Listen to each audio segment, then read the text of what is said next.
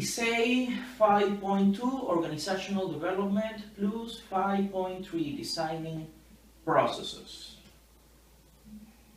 Let's talk about the non-violent struggle in Venezuela. So we have this 2007 student movement, which, as we have seen on social change, it was mainly spontaneous and mainly channeled for an electoral process. Yes, they want this particular process, but still we have this reality. We still have a totalitarian regime, which was slowed down by winning this constitutional reform. Nevertheless, they still are in power. So we have the Venezuelan opposition, we have to develop our own organizations, which we have seen through negotiation for social society and political parties. But we still have a lot of work to do, and we have to design a process for change, democratic change, legal change, and non-violent change. This is the challenge that we face in perhaps 2009 through 2013, which led to the Mayor 2014 La Salida campaign. And this is the challenge that we even now still have, the change for democracy. So,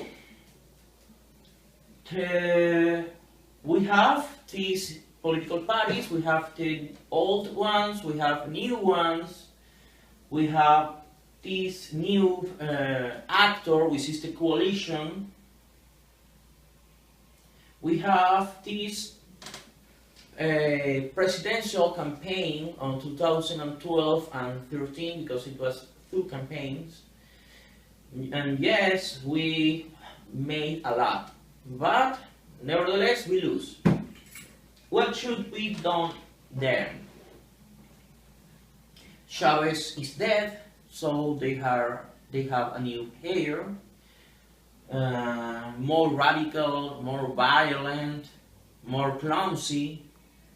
The quality of life is going far worse. Nevertheless, it has a lot of political mistakes which could be exploited for us. After 2007, all of these students, actors, they were absorbed for the many political parties. So they have a lot of they are not just individuals, they are now managers of several organizations. They base their agenda, and this movement rose to another NGOs, which were around the same people as Voto Joven, Young Vote, Generación Libre, Free Generation, Sin Mordaza, I don't know how to say Mordaza, let's look for it, and many organizations which also were coordinated by these leaders who were in several political parties, especially Leopoldo López, Freddy Guevara, several of them which went to Voluntad Popular, even when they were in several other political parties. So, let's take a look at the non-violent struggle. We have totally pacifism, which is surrender to all confrontation. This is being a pacifist. You don't have any kind of struggle. Submission and let's wait for others. This is not what we are doing, because this is how the government has been taking the power, by letting, by the democracy forces letting him to do everything. We have the violent struggle, which means to face the enemy within military objectives, means total disobedience, means to become a belligerent factor. But you cannot sustain a viable, violent struggle if you don't have the means for it. If you don't have the material resources, if you don't have the legitimacy for it, or in this case, when you are part of the same state which have all legitimacy for the formal and informal violence. When you have this military state, when they even have control of their criminal forces and put them as a political factor, like the militias, so you don't have how to sustain a violent struggle. So, the non-violent struggle means civilian methods to erode the base in which a non-democratic system sustains. There is no government on earth which openly admits to be a dictatorship.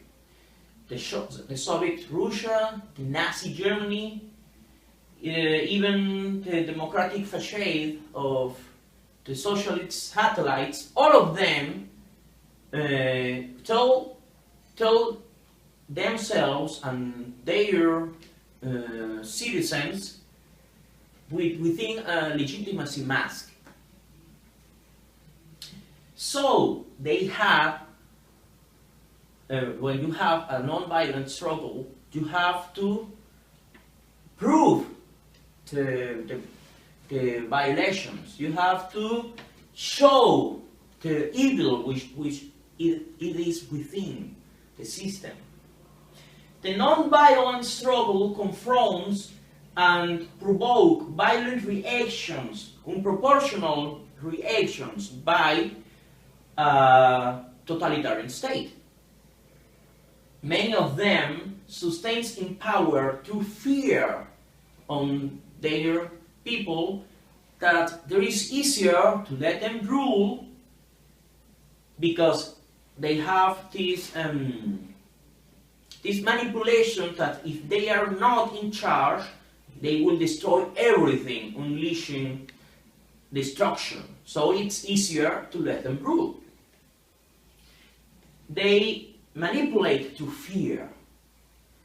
The theory of this non-violent struggle says that many of this state's rhetoric, it's more theory than real. Many of them didn't even have to show strength, only to say that they have it. For the people let them do all sorts of violations.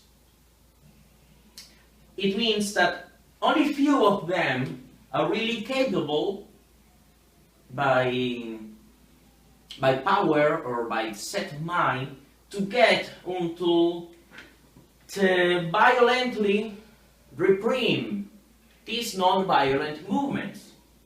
But they want to make their people believe that they are.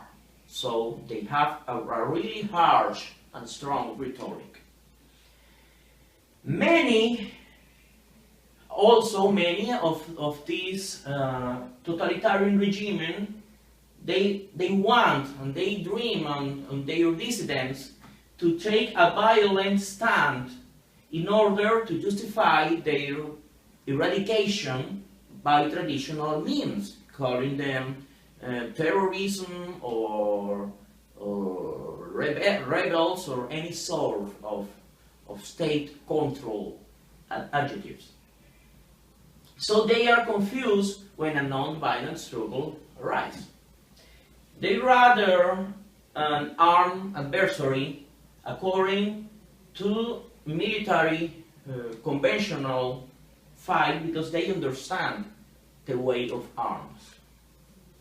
The non-violent struggle means that you have to create conditions in which status quo is transformed in a way that the manifestants stay within the legal course, making their state objective get beyond it. They need to the state gets out of the legality.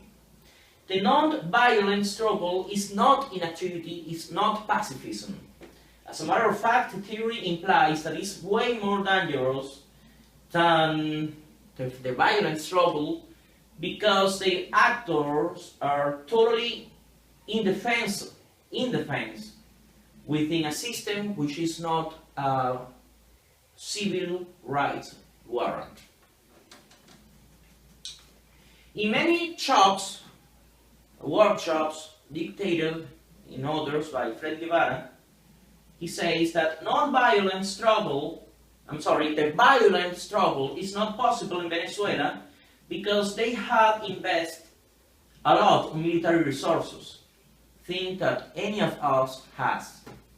It's like wanting to fight with Mike Tyson with boxing gloves. You will not beat Michael Tyson on a box fight because he is a fighter.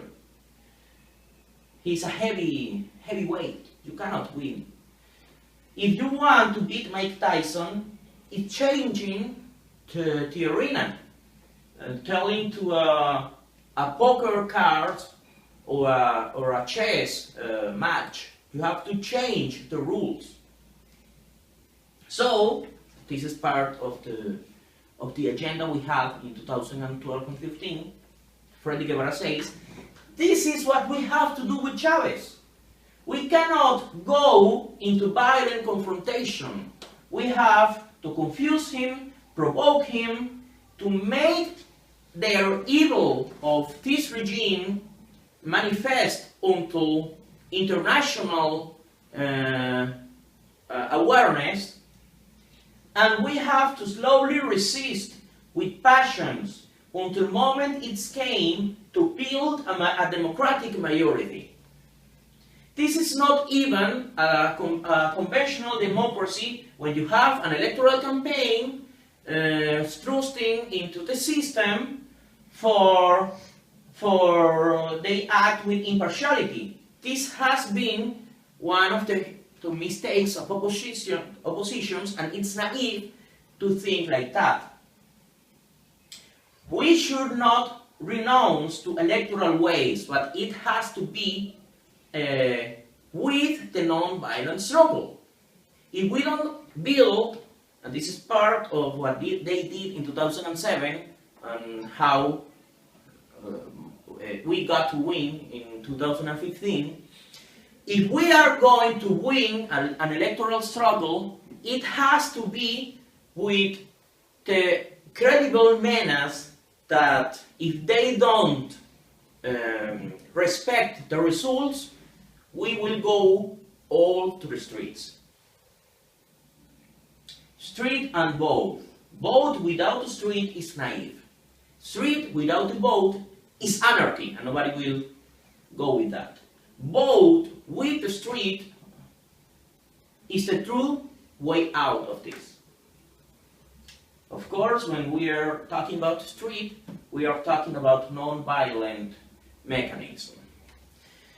So, what happened in 2014? We have this campaign which Leopoldo López and Voluntad Popular named it La Salida. La Salida is the way out in this context. Leopoldo says on January 23 of 2014 that they will start several assemblies to asking to the people if they wanted to keep the government in power or not. So the assembly started on February the 2nd. Here in Margarita we have several detained. I was actually in that particular assembly, and they got one of my team. It was jail.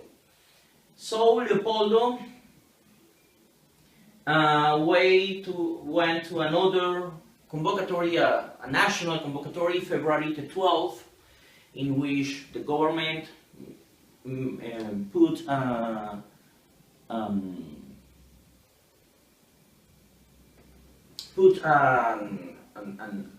violent struggle in which several people have been killed, and they put the blame onto Leopoldo, and Leopoldo surrendered himself on February the 18th.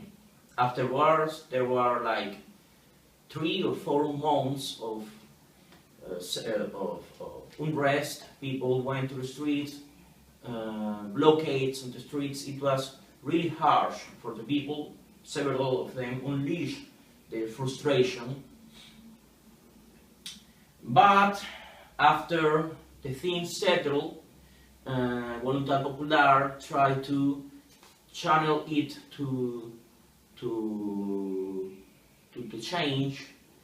Several parties blame Voluntad Popular. Voluntad Popular says, according to Freddy Guevara words a few weeks, which I listened to him, without La Salida, we didn't have the December 6th of 2015, in which the National Assembly won majority.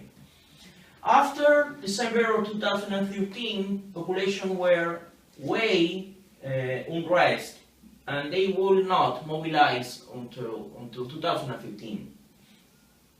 We have to do something for change the dynamics, and many say that La Salida